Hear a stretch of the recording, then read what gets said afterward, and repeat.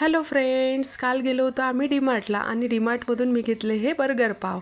मग माझ्या मुलाला दिसल्यावर तो म्हणतो कसा की मम्मा याचे बर्गर बनव. मग म्हटलं ठीक आहे. मग सकाळी उठल्याबरोबर छान असे आलू उकडून घेतले, त्यामध्ये थोडं तांदळाचं पीठ, तिखट, हळद, चवीपुरतं मीठ, धने पावडर आणि थोडा गरम मसाला घातला, कोथिंबीर घालून छान असं हे एकजीव करून घेतलं आणि मस्तपैकी याच्या अशा टिक्क्या करून घ्यायच्या आहे.